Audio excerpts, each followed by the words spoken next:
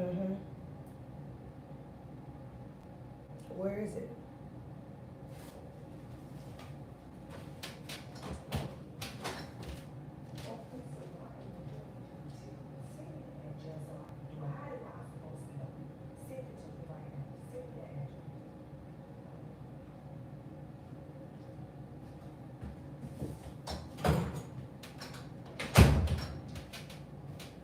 I'm just waiting to let some people get on.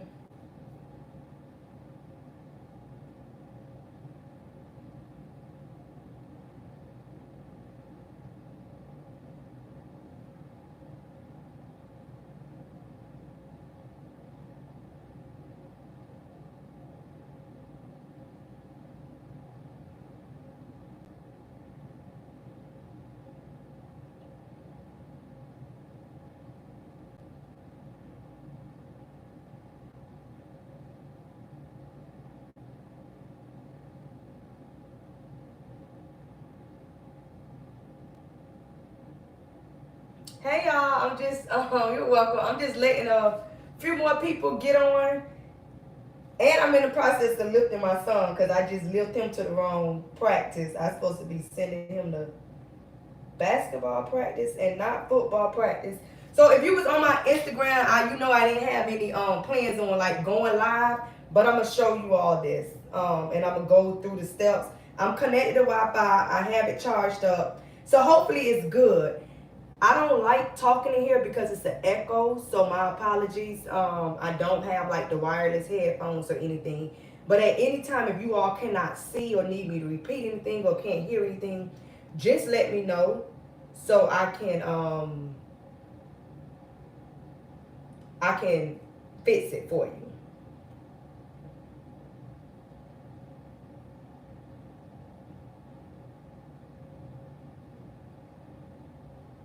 Okay, so let's get into it. We have enough people on.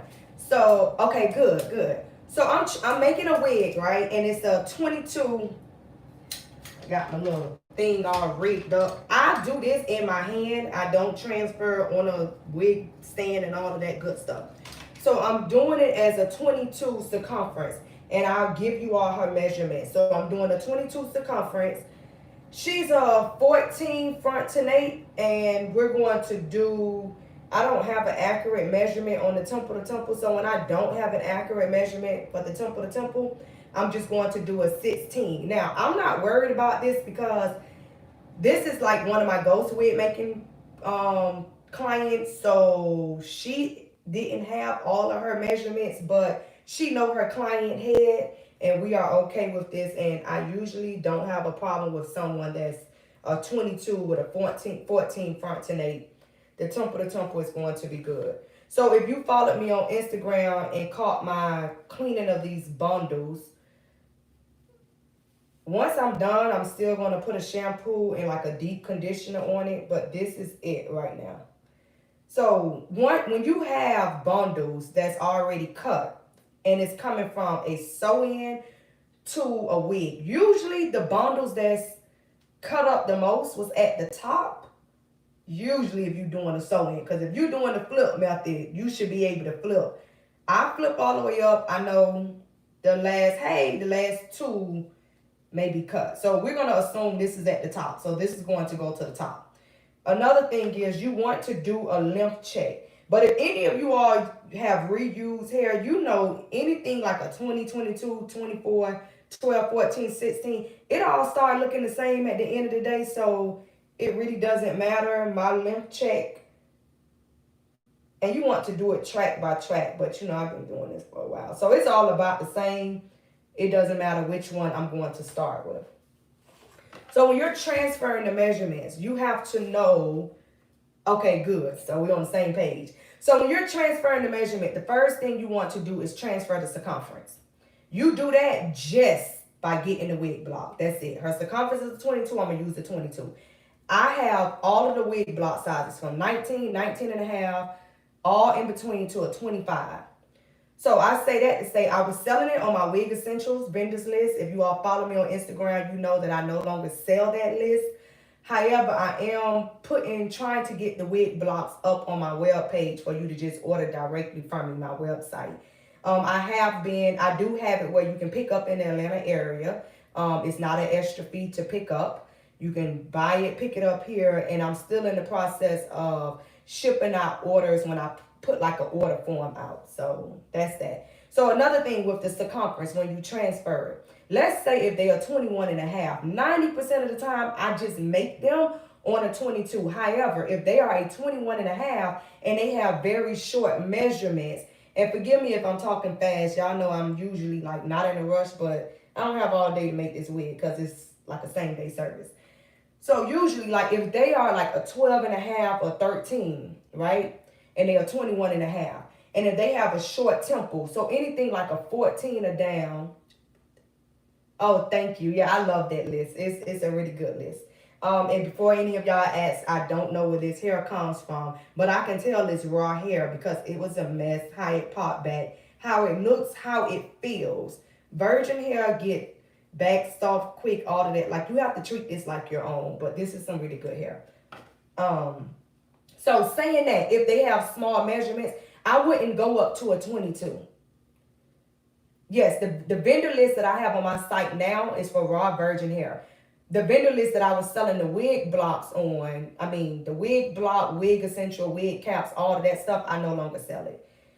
I would make her on a 21 and a half because her head is small. So that's one way with the circumference when you can adjust. If they are a 21, and let's say, for example, I have a friend that's a 21 and a half. I make her on the 22 because she has a large temple to temple. And I don't even use I use a medium cap for her. So there are times when you're going to need to know when you go up and when you go down. There's time when I have someone that's a 22 and a half head and I'm making their closure wig, I'm making it on the 22 and a half wig block. But I make their frontal wig on the 22 wig block. And that's because they probably, if they don't have like a long temple to temple. So if you like a 15 temple to temple and you are a 22 and a half, I make your frontal wig on the 22. So on to the next step. Let's transfer these measurements. You have to know where to start on your wig block. That was a question that I received a lot. So where it curves out at, this is the temple area. So where it protrudes, that's your temple area. You want to go about a ½ inch up and start somewhere right here. Now, when you're doing custom wigs, meaning you're transferring it, you want to start in the right area because treat it like your head. One, the wig block is already designed to be symmetrical. Follow the lines. That's the middle.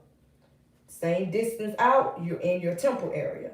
If you're just doing regular, ready to ship wigs, small, medium, large, you can just put it on and just let it curve because you aren't doing custom wig making, if that makes sense. So I usually start my wigs right here. Oh, this is why I told y'all it's kind of raggedy, but we'll work through it. Okay. So you take the zero. A zero starts here on this type of wig block. If you have, tape measure. I had a retractable one in here and I took it out. If you have a retractable tape measure, start at the zero, not at the tip, because you're going to add an extra inch. I done answered too many of those questions about the wigs not coming out right. And then you just want to take this straight back. You can't see it, but to a 14. A lot of you all are perfectionists. When you're making wigs, don't be a perfectionist. Don't go up and be like, oh, 0.2, 3, 4. 14 is right here. We're good enough. Point to the front, at the front. From here to here is 14 inches. And when I say like from where it protrudes out at, so if it protrudes here, it's really about an inch up. But when you dragging your finger, you're really not going to see that. No, if I'm here where it protrudes, that's a 5, ½ inch up, right across should be good. So now I transferred the front to nape, which is simply her front to nape measurement. You're going straight back to the 14, the same way you took the measurement. What I'm going to do is I have a video that shows you how to take measurements, and I have this, you all, good notes that I do with my students. I have how to transfer measurements. It's like quick to the point, 4 or 5 minutes video. I take it and I save it in my notes. So any video I like to reference, boom, just click right back on. I don't have to go to your channel and do all of that, or just save the video. Now I'm going to transfer her nape area. When I do not know the nape area, I always default to a 5. So to transfer it, half of 5 is 2.5. You want to put 2.5 underneath this pen, and I know you already can't see it. So here's 2.5. And mind you, I don't work with me because I don't do this on standing up. I like to do it in my lap. So here's a 5. You put the pen on top of the 5, pen on top of the 0. This is so important that you don't take this and pin underneath the tape measure, and your tape measure is here. Why? Because when you remove it, it's not going to be a straight line, okay? So 2.5 in the middle. You don't have to figure out what the middle is. The wig block tells you the middle is this line right here. You pin at the top the 0 and you pin at the top on the 5. Don't skip over this step. And the reason why I say it, because let's just say we all know 5 inches, right? If I just, let me put this back right here. I went too far. 14 here. This is supposed to be here. This is supposed to be here. And my wig block pretty much already marked off, but let me double check it. Not even. 2.5. And I'm going to show you why you don't. 5, 0. So the reason why you don't want to skip this step is because let's just say if you just get the tape measure, yep, 5 inches right here, boom. Pin at the 0, pin at the 5. Yeah, it's 5 inches across from here to here. However, from the center to my right, y'all know that little alligator eat the greater sign? The center to the right is a greater distance than from the center to the left. Y'all got that? So don't skip the being symmetrical. It's important when you're making wigs. If they were a 4, half of 4 is 2. You put the 2 here, you pin at the 0, you pin at the 4. If they are a 4.5, I'm really good with math, but I don't pretend to be when I'm making wigs. Take your 0 to your 4.5. Fold it. That crease is half of 4.5. So you're going to put that crease right here, pin at the 0, pin at the 4.5. So on to the temple to temple. It's the same concept. Half of 16 is 8. You want to start right here. This is like the occipital bone on your head. The 8. If you have the brand called Tifara, I start like where the A is. So, okay, here you have 8. 8 is in the middle for y'all beginners. If you need to, take your pen, pin it to hold it in place. You want to come and you want to keep it flat on the head. Pin at the 0 right here. Again, I'm in the temple area because that's my measurement, temple to temple. And I'm going to pin right here at the 16, okay? So I'm going to try to move these other pins out the way so it's not looking like it's in the way. And you can see this. This is all I do to transfer the measurements, you all. It never fails me. Before I start teaching and making my own wigs, I was ghost wig making for made hundreds of wigs. It does not fail me. A little critical thinking with certain heads and measurements, but you know, if you took a class with me, you can always shoot me your measurements and stuff like that, and I'll help you out. So now the question is, well, how do I know where to start at in the back? Okay, same concept. If this is the temple area, right? Once you identify where it protrudes out at, come more like, this is the actual protruding part. I come like right here. And I just drag my finger around, and usually wherever my finger ends, I pin right below it. If we want to try to get technical, and you really can't do this for I don't like stuff that handicaps you, because when I used to do this from the rim, remind you, every wig block not the same. I don't care if it's the same brand. Who says it can't be off? When you're coming up, usually I am about 6 inches to 6.5 inches. So starting like right there, right above, to kind of give you an idea. But for the most part, you all can figure this out because you want to just make sure you're somewhere in the temple area. And that's all I do to transfer the measurements. Now, when you're putting the cap on, this part is important. You do not need this pen, obviously. You can move it out the way. I am using a Q-Fit dome cap. It is one of my favorite caps when I'm using it on a sewing machine because of the sturdiness of it. My vendor was selling these caps. I purchased them. I like them. As a matter of fact, My vendor cap is a tiny bit bigger than this cap. So there's times when I have a bunch of Q-fits. I will always use them. But I am just going to go to using my vendor cap. So my purpose was buying a bunch and using them so I can get accurate comparison and work with them a lot before I just start putting the information out there. If you hand sew, Donna was a lot of people's favorite brand because it's soft, it's stretched, all of that. I work with it, I use it. I have a client that likes it on that cap.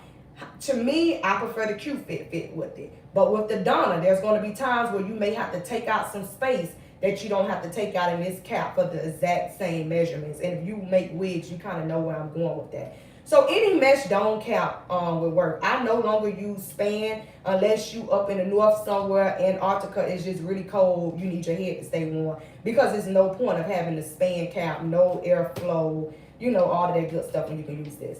Now, another things with these caps, the mesh, it has a square part right here and it has a point, triangle part right here. Put the point at the front. I like teaching because I learned from my students too. What about ventilated caps? Will that work too? I will tell you about the ventilated caps. You know what? I'll go ahead and do it really fast on here. I really wasn't going to do it, but it's a reason why you don't need all of the measurements with the ventilated cap, and I'll tell you why. But I still get all of the measurements, and I'll tell you why. So with this cap, this part should be, I still haven't mastered the dome cap. It's practice, but if you make them, I promise y'all, like a refresher will help you. Because we really do get deep into details and I can observe you while you're doing it and give you some pointers. So start with the front. So about 4 years ago, a student of mine told me she put this to the front and it took like the little pocket space out the back. I done helped at least 15 people with just telling them, flip your cap around. Oh, it's something with the back. So if you've been doing it this way, this one of these things is not a right, it's not a wrong, but to yield more consistent results, I have found and talked to other people that putting the point at the front is better. So when you put it on, same thing, remember to stay symmetrical. When you're staying symmetrical, right, try to get a visual. Don't depend on this cap to be your ruler or your vision necessary to be symmetrical.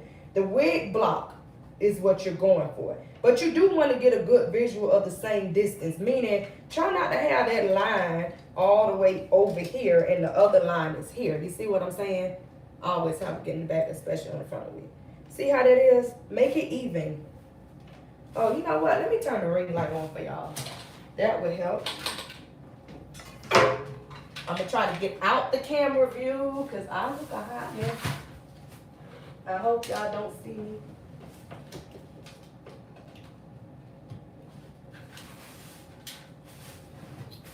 Okay. If it's too bright, let me know. Obviously, clearly wasn't prepared to be doing a video. Okay, but I think that helps. So here we are.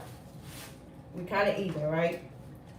The first I'm gonna do is just get it, drag it back into the pen. Don't take your tape measure back out with this. We are perfectionists at certain things, but don't stress yourself with this wig making. I promise you, been there, done that. And you just pulling it in. And for y'all that leave y'all pens like that, don't do it.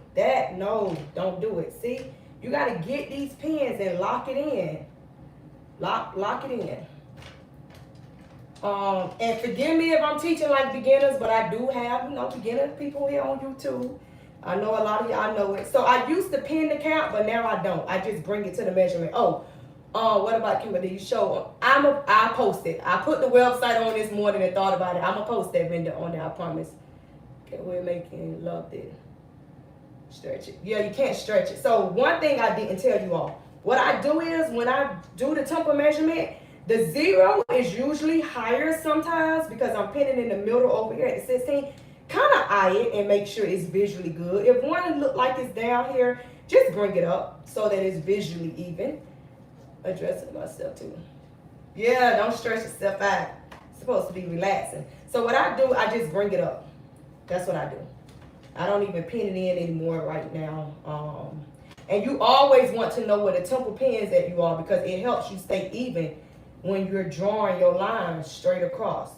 When you drawing your guidelines, by the time you get to this pin, remind you, we put the tape measure up. We should be at this pin. So I'm gonna stop right here. I have a used a used closure. When I'm pinning a used closure, I use the same method. When you're pinning a closure frontal anything, I like to think my eyesight is really good. However, there's no point of me trying to eye the middle when we all probably done been in geometry, when you can just fold and get the middle. This is important when you're making wigs because we want to stay symmetrical. I'll wear that word out. Find the middle where you put a dot on it or your pen. And then what I do is I don't need this pen. Because it's a used closure, I'm still gonna put it just a little bit off the cap. So I'm about 1, 2, 3 of those tiny little dots down. And this is going to go on the cap. And I'm gonna stretch it out and do it the same way as I would pin it. But before I do this, let me address that question really fast about the ventilated cap, because I don't want to mess my measurements up.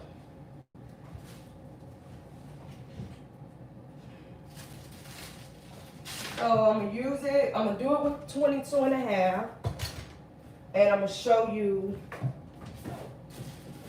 Okay, so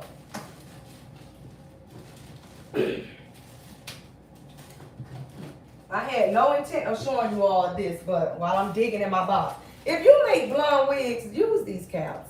Use your blonde,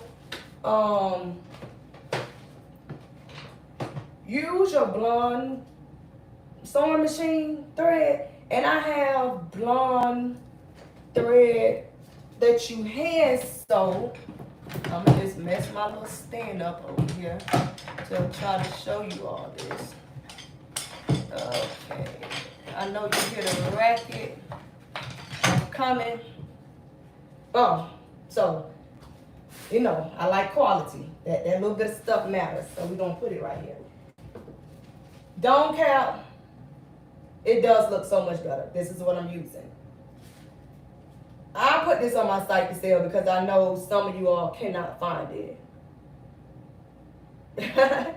Yeah, trust me, I done been there, done it. I understand with that. And then if you aren't sure, like if you want to test lace tint or whatever, I'm supposed to do a video on how to pin a closure. So these are test lace. Don't waste your money on buying closures, all that. You can buy this, use it. This is already on my site. It's going to sell out when I put that YouTube video up. And another thing that I have are the most important part, not even the closures, but the practice frontal with the hairline drawing. So I'm going to use this to show you all how to place the frontal 3 different ways, completely glueless. The regular way with the band and the other way, give you the pros and cons and all of that. But that's for another video, but it is on my site if you just want to already have it before I get ready to do the video. So let's just go back to measurements. So let's just say I transferred the measurements, right? I'm at a 14 front to nape. And I'm at a 4 nape right here. My temple to temple, we're gonna go with, let's go with someone with a temple to temple of an 18. Half of 18 is 9, that's easy math. So put the 9 in the middle as I've shown you before, and we're gonna come around, all right? You're gonna pin at the 0, what I said we were doing, 18. You could tell this is a new wig block. Pin at the 0. Something is not right. 9 in the middle, me not holding it tight, trying to rush.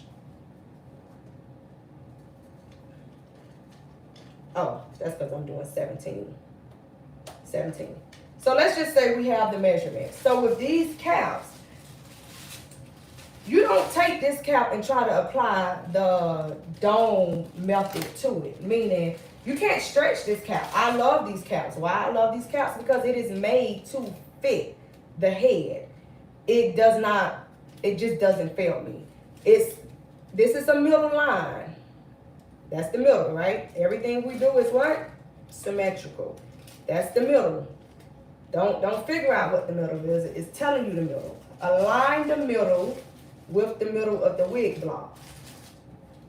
So you're gonna see why.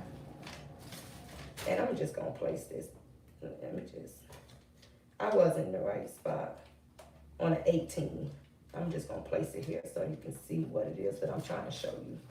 So once I put it on, This cap isn't designed to stretch. If you try to stretch it so much to here, you're going to alter it. Forget about it, okay? It isn't designed to stretch to the frontonate. It's already designed to fit the head. The mesh cap, remember, we are stretching it and drawing the guidelines to capture the client's measurement. So when you take it off, you're going to follow the guidelines. If the guidelines say curve, you're going to curve. You're not going to sew straight and make up your own guidelines.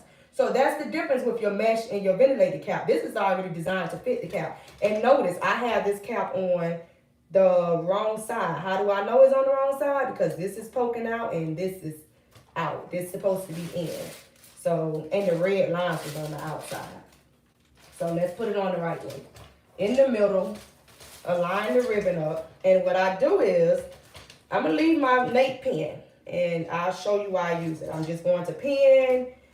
So, when it's time to pin the temple to temple, this is somebody with a large temple to temple. I have a 19 temple to temple. This is kind of what we're working with, right? So, I would take this and I would pin it into the measurements.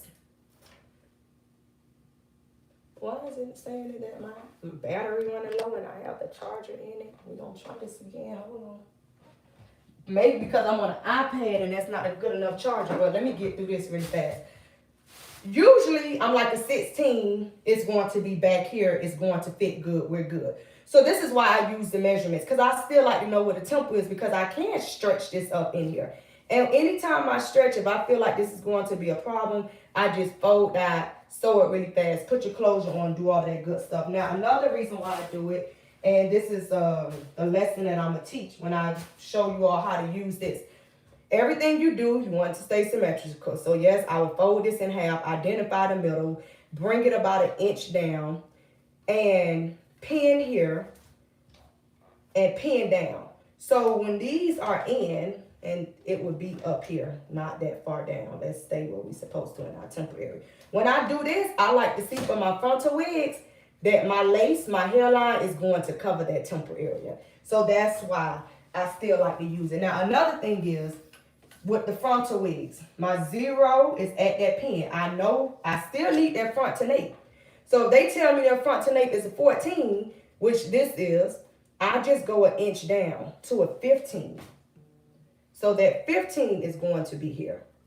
And when you pin it, whether you're doing the cut method, 3 ways. Align the hairline up, right under here. And I have a detailed video on this, y'all. But when I pull down, I just need to know that my hairline will cover my temple. So that's the gist of that. This is another video, but hope that helped whoever asked about the ventilated cap method. So what I'm going to do is put this on. And I am going to pin this closure down. So what I like to do is pin my front first. However you make it work, make it work. You all know putting a 6x6 on a 5x5, 4x4, it requires some different arm work and different things depending on the circumference you're using. Putting a 5x5 on a 23, okay, awesome. On a 23 or 24 is way easier than trying to put a 5x5 on a 21 or a 20 because hence you got a larger space to work with up here.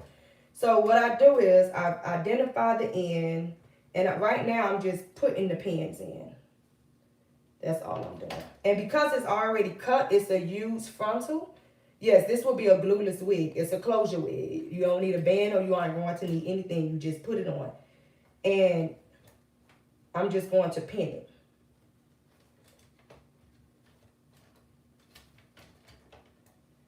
And I'm pulling it flat.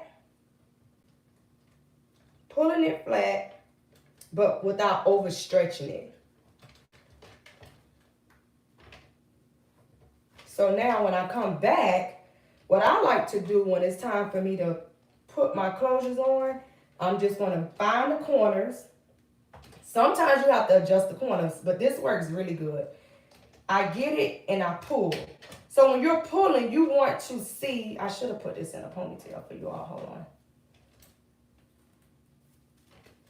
So when you're pinning that closure on, right, if you go this way, it's going to show you what it's going to do. Try to look at it. Try to stop and think. Don't be in a rush. Don't do everything that you see somebody else do on YouTube. That's one thing with teaching and what I find with a lot of my refresher class. You do not have to take my class to take a refresher with me. You know what kind of makes sense once you get into it. So if one way not working, critical think through the process. How can I get this on here flat? So I'm going to pull out that way. I'm good. It's flat. So the middle of the closure is about 5. No, it's not about 5 inches down. And it's flat on this side. So I'm good. I can pin it. But what if I work with this closure so much and it just could not get flat? I know I done exhausted pretty much all of my options. I'm going to work to get it as flat as possible across the back, the front. The size, I'm not too concerned with, because when you get your needle and your thread, you want to sew it out flat. Flat closures do not stop with just pinning. However, the foundation is so important. You need for it to be stretched out as tight as possible. Taut. Don't overstretch it. Don't tear up laces. I'm heavy-handed. I don't rip the lace when I first started. So now what I'll do is I go in and I'll sew this closure. And sometimes, depending on how the closure is, will determine how I draw my guidelines. Sometimes drawing your guidelines out, since it's a used clothes, you still put it a half. No, I'm not putting in a 1/2 inch down. I don't do a 1/2 inch with my closures. The frontal hairline, depending. But I'm not even gonna say it's a 1/2 inch. Count 1, 2, 3, 1, 2, 3 lines. Maybe, yeah, it's not a full 1/2 inch. I don't want you all to think 1/2 inch down for everyone. It's just barely off the cap in the front is what it needs to be. However, the ends are going to be pinned on the cap. So, and you know what this does when it's used? It prevents that dipping back of the closure, that upside down U or whatever you want to call it. So it's just barely off the cap, and the ends are going to be attached to the cap. And I'm gonna go back and look at this and try to see some of the questions that you all are asking. So what I think I need to do, I wonder if this is, I'm trying to see why. Okay, hold on. It may black out. Hold on one second. Okay, so it's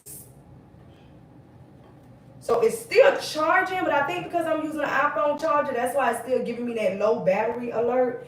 For the most part, you know what? Let me draw the guidelines on before I stop, because the closure isn't going to ship. I'm not going to sew it down on live. What I'm going to do, I'm going to end the live, and then I'll come back on the live and set up to get ready to sew. So what I do when I'm drawing my guidelines, I put one on the band, straight across.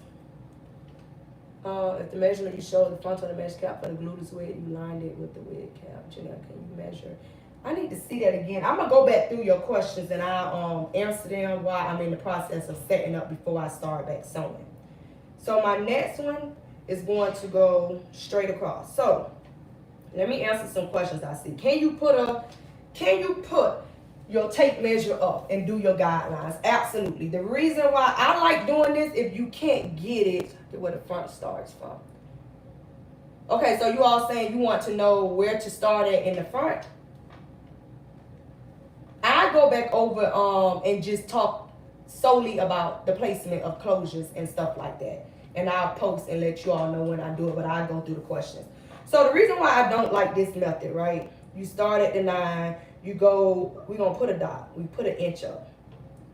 We're going at every inch, right? I've taught this before. This is for the people that can't eye the inch. The reason why is because you don't want to handicap yourself and feel like I have to stick to these. You have to become to a point where you can eye this stuff. You need to be able to eye an inch. An inch is this right here on your finger. And the reason why I say it is because, yes, you want to stay symmetrical here. So even if you do the little dots, we can work with that. I'm about an inch up. However, when you get to the sides, I think I pulled the cap too far down. Yeah, a lot of people are putting the cap too far down.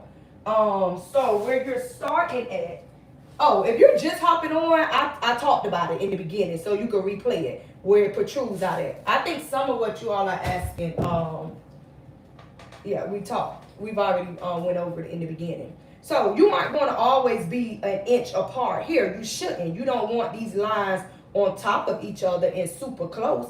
So you're going to start at an inch. So as I'm eyeing it, I should be about an inch apart here and bringing the guidelines in, depending on the size, closure, the circumference, and different things. You're going to have to change up on your drawing. So that's why I don't like things to say, oh, this is the right way and the only right way, because it handicaps you and doesn't allow you to critical think through this process. And a year into wig making, you should be able to come up with some of your own ways, and I'll explain that more.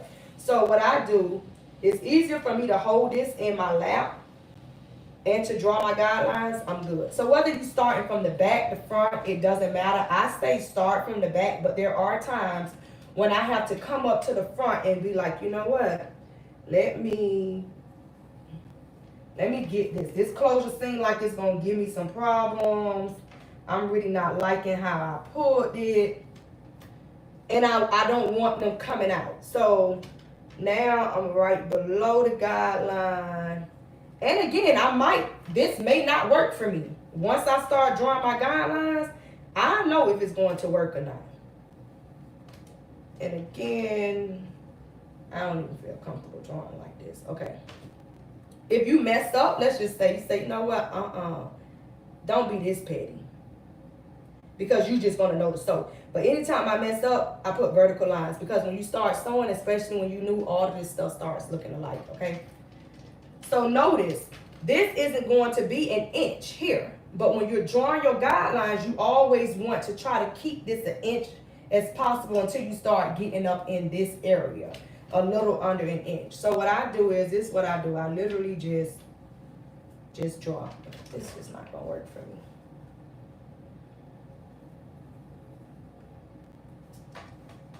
So my next one will be about right here. Might have to clean this up off camera. So now remember, this is the largest part of your head. So if you ever have a bunch of bundles, and depending on the style, what it is you're trying to do, if you don't need a lot of them, remember this gonna eat up your tracks. So it's gonna help you get a lot of bundles. However, if you're running out of tracks, you might want to think about this area too, with having a lot of bundles here. So my next one, I need to be about an inch. I'm gonna go. Dang, I'm kind of messing up. And I'm gonna act like a beginner. Do I really want it there? Nope, I like this line more, so we're gonna keep going, cross that out. Same thing here. Keep a steady hand, and I'm gonna drag it, and I'm gonna go. Now, what are you thinking about here? You should be able to get at least 1, 2, you need to get about 3 more lines right here. However, you need 3 lines to fit here. And notice, this is going to be a greater distance than this. See? That's why I say, don't depend on that ruler and say, if you're depending on the ruler, only use it to eye inch here. But no, you have to compromise when you get to the size with your measurements. Some circumferences and different things, you're going to have to compromise more, meaning my guideline might have to start coming here, like may need to be this close, and then come out. Just don't have them overlapping and touching each other. So my next one is going to come here.